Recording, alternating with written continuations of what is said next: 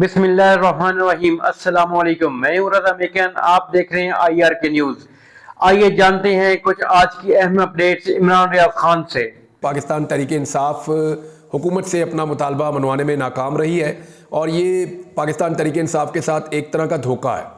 धोखा कैसे है, ज़रा इसको आप समझिए कि पाकिस्तान तहरीक इंसाफ को लगातार जो है ना उनके मुतालबात में कमी करने की कोशिश की जा रही है। पहले ये तहरीक चलाते थे इमरान खान को आज़ाद करवाना है, फिर ये तहरीक चलवाते थे कि हमने जुल्म का बदला वोट से लेना है, फिर जुल्म का बदला वोट से ले लिया तो तहरीक चलाते थे कि मैंडेट वापस लेना है, फिर तहरीक चलाते थे कि जी आईनी तरमीम हम नहीं होने देंगे, और फिर मामला यहाँ तक पहुँच गया कि चलो इमरान खान से मुलाकात ही करवा दो। और अब जो मुलाकात के लिए इजाज़त दी गई वो भी बैरिस्टर गौर को नहीं दी गई, हामिद रज़ा काज़मी साहब ने भी इजाज़त मांगी थी, उनको भी नहीं दी गई। ये इजाज़त दी गई सिर्फ एक डॉक्टर को कि प्रोफेशनली जाके चेक कर लें, और डॉक्टर को भी मिलने नहीं दिया गया इमरान खान साहब से। ऐसी क्या वजह है कि इमरान खान साहब से मिलने नहीं दिया जा रहा? क्या इमरान खान साहब का कोई एक जुमला पूरे निज़ाम पे भारी पड़ सकता है? क्या इन्हें ये लगता है कि जो आईनी तरमीम ये करना चाह रहे हैं, जो मनमानी ये करना चाह रहे हैं, उस मनमानी के रास्ते में इमरान खान साहब की कोई नई हिकमत अमली आकर ना खड़ी हो जाए? या इन्हें ये लगता है कि पार्टी के अंदर अगर कोई लोग कंप्रोमाइज़ हुए हैं तो उनके बारे में इमरान खान साहब का कोई मौक़िफ़ बाहर ना आ जाए? तो प्रॉब्लम है क्या? कौन सी ऐसी चीज़ है जिसका खौफ है और जिसकी वजह से इमरान खान साहब से मिलने नहीं दे रहे? क्या इमरान खान साहब की हालत वाकई ठीक है, या इमरान खान साहब को इतना परेशान किया गया है कि अब उन्हें मिलवाते हुए भी डर रहे हैं कि अगर लोगों को पता चला कि इमरान खान के साथ क्या हो रहा है तो पता नहीं उसका क्या रद्द-ए-अमल आएगा? बहरहाल जो भी है, इमरान खान साहब से मुलाकातें बंद की गई हैं, और यहाँ पर मेरे पास एक स्टेटमेंट है जो इमरान खान साहब की साबिका अहलिया जमैमा खान, उनका ये स्टेटमेंट है। इमरान खान साहब के बेटों की वो वालिदा है, इस हवाले से उन्होंने ये एक डिटेल एक अपना बयान जारी किया है, एक पैगाम है उनका। और उन्होंने कहा कि पाकिस्तान, मैं आपको पूरा पढ़ के उर्दू में सुना देता हूँ। पाकिस्तान तहरीक इंसाफ के बानी चेयरमैन इमरान खान की साबिका अहलिया जमाइमा गोल्डस्मिथ ने पाकिस्तानी हुकाम पर इमरान खान को कैद तन्हाई में रखने का इल्ज़ाम आयद करते हुए कहा है कि कई दिनों से उनके बेटों को इमरान खान से टेलीफोन पर बात करने की पाबंदी लगा दी गई है और उनकी सेहत के हवाले से काफ़ी तशवीश पैदा हो गई है। गुज़िश्ता चंद दिनों से मेरे बेटों के वालिद इमरान खान के जेल में इलाज के हवाले से सीरियस और तशवीशनाक सूरत-ए-हाल सामने आई है। पाकिस्तानी हुक्काम की जानिब से इनके अहले खाना और उनके वकला को उनसे मिलने नहीं दिया जा रहा। इमरान खान से मुताल्लिक तमाम अदालती समाअतें भी मुलतवी कर दी गई हैं। उनसे मिलने पर पाबंदी के अलावा अदालती हुक्म की खिलाफ वर्जी करते हुए इनके बेटों सलेमान और कासिम खान को हफ्तावार टेलीफोन कॉल की जो एक इजाज़त होती थी वो भी 10 सितंबर से उसके ऊपर पाबंदी लग गई है। हमें इतलात मौसूल हुई हैं कि हुकाम ने अब उनके सेल की लाइटें भी बंद कर दी हैं और बिजली भी बंद कर दी है, और उन्हें अब किसी भी वक्त अपने जेल सेल से बाहर निकलने की इजाज़त नहीं दी जा रही। जमैमा खान ने दावा किया कि जेल के बावर्ची को भी छुट्टी पर भेज दिया गया है। अब वो मुकम्मल तौर पर अलग थलग हैं, कैद तन्हाई में हैं, उनके बोलने पर भी पाबंदी है और उनका बैरूनी दुनिया से कोई राब्ता नहीं है। जमाइमा के मुताबिक उनके वकील उनकी हिफाजत और सेहत से मुताल्लिक फ़िक्रमंद हैं। ये इक़दामात इमरान खान के अहले खाना के साथ साथ उनकी पार्टी पाकिस्तान तहरीक इंसाफ के अरकान और हामियों को मुसलसल निशाना बनाने के तनाज़ुर में सामने आए हैं ताकि इन्हें और पाकिस्तान में तमाम हिज़्ब इख्तिलाफ़ को खामोश कराया जा सके। जमाइमा ने मज़ीद लिखा कि इमरान खान के भतीजे हसन नियादी जो एक आम शहरी है, अगस्त 2023 से फ़ौजी तहवील में है। अभी हाल ही में इमरान खान की बहनों उज़मा और अलीमा खान को भी गिरफ्तार किया गया है क्योंकि वो पुरअमन तरीके से एक मुजाहरे में शरीक हुई थी और उन्हें इस वक्त जेल में रखा गया है, हालांकि उनकी कैद की कोई मुनासिब या कानूनी बुनियाद मौजूद नहीं है।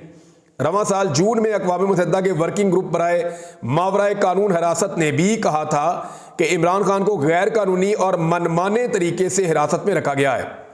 उन्होंने इनकी फौरी रिहाई का मुतालबा किया था अक़वाम मुत्तहिदा ने।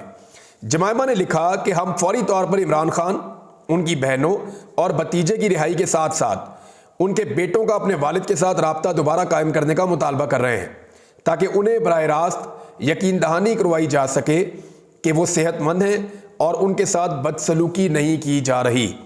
ये जी जमाइमा का एक स्टेटमेंट है इमरान खान साहब के बारे में। उनकी साबिका अहलियाँ हैं, उनके बेटों की वालदा है, इस हैसियत से उन्होंने अपना ये स्टेटमेंट दिया है और सूरत-ए-हाल अब आप समझ लें कि कहाँ पहुँच गई है। पाकिस्तान तहरीक इंसाफ के कुछ हल्के कह रहे हैं कि तहरीक इंसाफ दोबारा एहतजाज की तरफ जाएगी।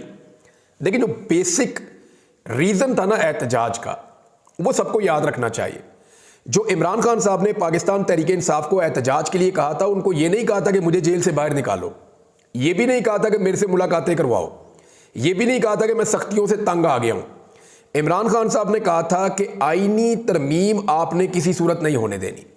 अगर इस जाली 47 फार्म के ऊपर बनी हुई असेंबली ने ये मनमानी आईनी तरमीम कर ली तो पाकिस्तान वहां पहुंच जाएगा जहां से हम 10 साल नहीं निकल सकेंगे। इमरान खान साहब को आइडिया है कि ये इमरान खान साहब की अपनी जिंदगी और पाकिस्तान तहरीक इंसाफ की सियासत और पाकिस्तान में जितने भी लोग आज़ादी इज़हार राय के लिए आवाज़ उठाते हैं या जितने भी लोग इंसानी हुकूक के लिए आवाज़ उठाते हैं, ये उन सबके डेथ वारंट के ऊपर साइन कर देगी ये आईनी तरमीम। लिहाजा इमरान खान साहब आईनी तरमीम रोकना चाहते हैं। आईनी तरमीम में मामला कहाँ तक पहुँचे हैं ये मैं आपको बता देता हूँ। फजलुर रहमान साहब ने तो बहुत क्लियर कह दिया कि जनाब हमारे मुसव्वदे के मुताबिक आईनी तरमीम होगी वरना होगी ही नहीं।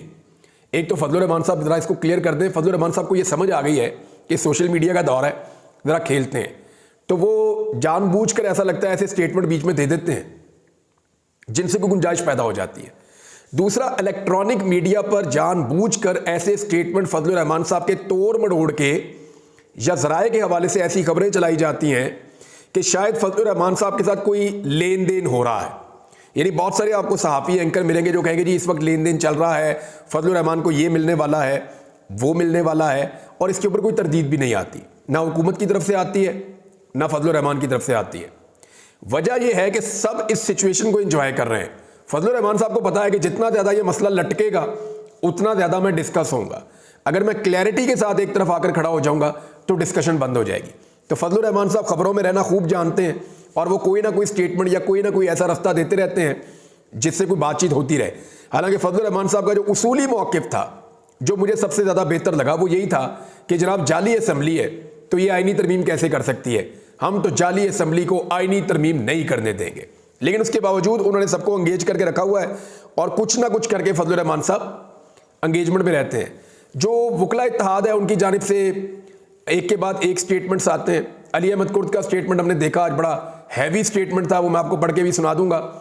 लेकिन फ़हीम सिद्दीकी साहब का जो स्टेटमेंट है उन्होंने 3 चीज़ें बताई हैं आईनी तरमीम के हवाले से और कादी फ़ायद ईसा साहब के हवाले से कि इस सारे बहरान को कादी फ़ायद ईसा ख़त्म कर सकते हैं अगर चाहें तो। यानी इस वक्त कादी फ़ायद ईसा इस कैपेसिटी में है कि जितना बहरान पाकिस्तान में पैदा हो चुका है इस सारे बहरान को ख़त्म कर दें। कैसे ख़त्म कर सकते हैं? उन्होंने कहा जी नंबर 1, 10 दिन रह गए हैं कादी साहब आपके जाने में, तो जब 10 दिन आपके रह गए हैं तो जाके चैम्बर वर्क करें। आप क्यों बेंच बना बना के केसेस सुन रहे हैं? आप क्यों केसेस का हिस्सा बन रहे हैं? आप क्यों सुनना चाहते हैं केसेस को? दूसरा, उन्होंने कहा जी कि सो मोटो आप ले लें और नोटिफिकेशन करवाएं आने वाले चीफ जस्टिस का। 10 दिन रह गए हैं, आने वाले चीफ जस्टिस मंसूर अली शाह साहब का नोटिफिकेशन ही नहीं हो रहा, तो जब तक नोटिफिकेशन नहीं होगा तब तक ये बहरान वाली कैफियत रहेगी। तो सो मोटो लेकर उनका नोटिफिकेशन करवाएं हुकूमत से, और आपका तो खाना भी अब आपको नहीं मिलेगा। उन्होंने ये भी कहा कि जो एक आखिरी खाना मिलता होता है वो भी अब आपको नहीं मिलेगा। फिर ये कहा कि ये जो तरामीम हो रही है इस पर भी सुप्रीम कोर्ट को सो मोटो लेना चाहिए था और सबको बैठ के इसके ऊपर एक फैसला देना चाहिए कि जनाब आईनी तरमीम करना पार्लियामेंट का हक है, पार्लियामेंट अपने हक को आज़ादाना इस्तेमाल करे, लेकिन उसका भी कोई किसी किस्म का क्राइटेरिया होना चाहिए, कोई तरीक़ाकार होना चाहिए कि जो दिल किया शख्सी बुनियादों के ऊपर आईनी तरमीम कर दी। यानी अगर आप इस आईनी तरमीम को देखें तो इसमें सिर्फ बुनियादी इंसानी हुकूक को मुअत्तल करके, फारग करके, फौजी अदालतों को लाकर एक तरीके से इस्टेब्लिशमेंट की मदद की जा रही है, और दूसरी जानिब इस आईनी तरमीम के ज़रिए से अगर ये आईनी तरमीम हो जाती है तो फ़र्द वाहिद को एक्सटेंशन देने की कोशिश की जा रही है और फ्यूचर में इस प्रेसिडेंट को इस्तेमाल किया जाएगा अपने फ़ायदे के लिए, अपनी हुकूमत बचाने के लिए ये कर रहे हैं। अब आईनी तरमीम के लिए नंबर पूरे हो रहे हैं। मैंने आपको बताया था कि हुकूमत और हुकूमत के सहूलतकार बहुत ज़ोर लगा रहे हैं, बड़ी कोशिश कर रहे हैं कि नंबर पूरे हो जाएं। तो एक बंदा तो उन्होंने तोड़ लिया, और जो बंदा उन्होंने तोड़ा है वो तोड़ा कैसे है? एक बच्चे के ज़रिए से तोड़ा है।